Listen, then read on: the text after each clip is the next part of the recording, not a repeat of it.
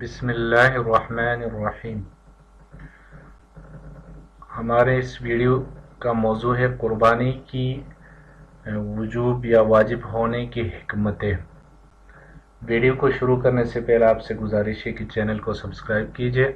اور ویڈیو کو دوسروں کے ساتھ بھی شیئر کیجئے۔ جزاکم اللہ خیر۔ تو قربانی کی مشروعیت یا واجب ہونے کی بہت ساری حکمتیں ہیں، اس کے اندر بہت زیادہ حکمتیں پوشیدہ ہیں،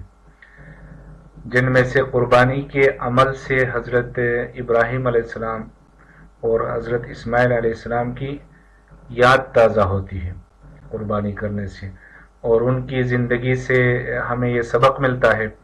کہ ہمیں اپنی جان اور مال کی پرواہ کیے بغیر اللہ سبحانہ و تعالیٰ کو راضی کرنے کی کوشش کرنی چاہیے، اس کی محبت کو دنیا کی تمام محبتوں اور رشتوں پر غالب رکھنا چاہیے، اس کی بارگاہ میں سب کچھ لٹانے اور ہر چیز کو فنا کرنے کا جذبہ پیدا کرنا چاہیے، اس کے راستے میں ہر طرح کی قربانیوں، آزمائشوں، مصیبتوں، مشقتوں اور پریشانیوں کو خندہ پیشانی کے ساتھ برداشت کرنا چاہیے۔ اسی طرح جو لوگ حج کرنے جاتے ہیں وہ 10ویں ذی الحجہ کو مینا میں اللہ تعالیٰ کی رضا کے لیے قربانی کرتے ہیں، تو جو لوگ وہاں نہیں جا سکے ہیں ان کو اللہ سبحانہ و تعالیٰ نے یہ حکم دیا کہ وہ قربانی کر کے ان حاجیوں کی مشابہت اختیار کریں تاکہ ان کے دلوں میں بھی حج کا شوق اور حج کا ذوق پیدا ہو۔ وجوب قربانی کی حکمتوں میں سے یہ حکمت بھی ہے کہ اللہ تعالیٰ نے ہمیں جو زندگی عطا کی ہے اس کے شکر کی ادائیگی کا ایک طریقہ قربانی بھی ہے، کیونکہ قربانی کے ایام میں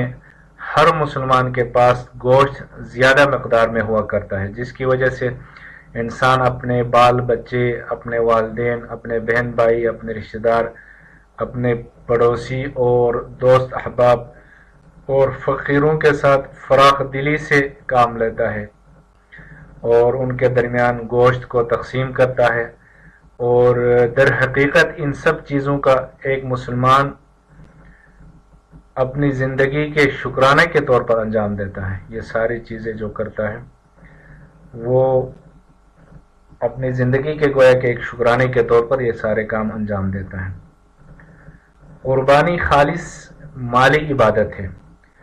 عبادت ان اقوال اور افعال اور ظاہری اور باطنی اعمال کا نام ہے جن کو اللہ سبحانہ و تعالیٰ پسند کرتے اور جن سے خوش ہو جاتے ہیں، یا ہم یوں کہہ سکتے ہیں کہ عبادت اس فعل کا نام ہے جس کو بندہ اللہ سبحانہ و تعالیٰ کے حکم سے اللہ کی رضامندی اور اللہ کی خوشنودی حاصل کرنے کے لیے کرتا ہے۔ پھر جن اعمال کو بندہ اللہ تعالیٰ کی رضا کے لیے کرتا ہے ان کی بہت سارے قسمیں ہیں، جن میں سے بعض اعمال ایسے ہیں کہ جن کو کرتے وقت انسان کو جسمانی طور پر تو محنت کی ضرورت پڑتی ہے لیکن ان میں مال خرچ نہیں ہوتا، یعنی وہ خالص بدنی عبادت ہے، جیسے نماز ہے، روزہ ہے، وضو ہے اور غسل وغیرہ جو عبادات ہیں، ان میں صرف بدنی مشقت ہوتی ہے لیکن اس میں مال خرچ کرنا نہیں پڑتا۔ اور بعض اعمال ایسے ہیں کہ جن کو انجام دینے میں جسمانی محنت کی ضرورت نہیں ہوتی بلکہ ان میں انسان کا صرف مال خرچ ہوتا ہے، یعنی وہ خالص مالی عبادات ہے، جیسے صدقہ ہے، زکوٰۃ ہے، کفارات اور نذر وغیرہ ہیں۔ ان میں انسان کو بدنی کوئی مشقت نہیں اٹھاتا انسان بلکہ اپنا مال خرچ کرتا ہے۔ اور بعض اعمال ایسے جن میں انسان کا مال بھی خرچ ہوتا ہے اور ان کو انجام دینے میں جسمانی مشقتیں بھی ہوتی ہے، جیسے حج کرنا ہے، انسان خود بھی جاتا ہے، بدنی مشقت ہوتی ہے اور اپنا مال خرچ کر کے بھی جاتا ہے۔ تو جو ہم نے قسمیں عبادات کی ذکر کی ان میں غور کرنے سے ہمیں یہ معلوم ہوتا ہے کہ قربانی دوسرے قسم کی عبادتوں میں سے، یعنی قربانی خالص مالی عبادت ہے، کیونکہ قربانی کرنے میں انسان کا صرف مال خرچ ہوتا ہے، اس کو انجام دینے کے لیے جسمانی محنت کی ضرورت پیش نہیں آتی۔ پھر خالص مالی عبادت کی بھی دو قسمیں ہیں۔ مالی عبادتوں میں سے بعض عبادتوں میں تملیک کا معنی پایا جاتا ہے، یعنی مال سے اللہ کی رضا اس وقت حاصل ہوتی ہے جب اس مال کا کسی کو مالک بنا دیا جائے، جیسے زکوٰۃ ہے اور صدقۃ الفطر ہے، آپ کسی کو مالک بنا دیتے ہیں، مال اس کے حوالے کر دیتے ہیں۔ اور دوسرے نمبر پر بعض مالی عبادتوں میں اطلاف کا معنی پایا جاتا ہے، یعنی مال کا کسی کو مالک بنانے کی ضرورت نہیں پڑتی، بلکہ اپنی ملکیت سے اس مال کو ختم کرتے ہی اللہ کی رضا نصیب ہو جاتی ہے، جیسے غلام کو آزاد کرنا ہے۔ اور اس کی تفصیل سے یہ بات واضح ہو گئی کہ جو قربانی ہے وہ عظیم الشان عبادت ہے، جس میں مال قربت کی یہ دونوں شکلیں موجود ہیں، کیونکہ قربانی کرنے والا اپنے مال یعنی جانور کو ذبح کر کے بظاہر پہلے اسے تلف اور ضائع کرتا ہے، اور اسی عمل سے ہی وہ اللہ کی رضا بھی حاصل کر لیتا ہے، جو ہی ذبح کرتا ہے اللہ کی رضا حاصل ہو گئی اسے۔ پھر اس کے بعد اس جانور کے گوشت کو فقیروں اور مسکینوں میں صدقہ کر کے انہیں مالک بنا دیتا ہے،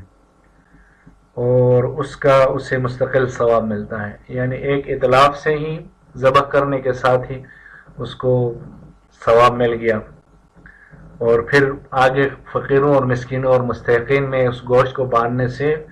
اس کا ایک مستقل ثواب اس کو مل گیا۔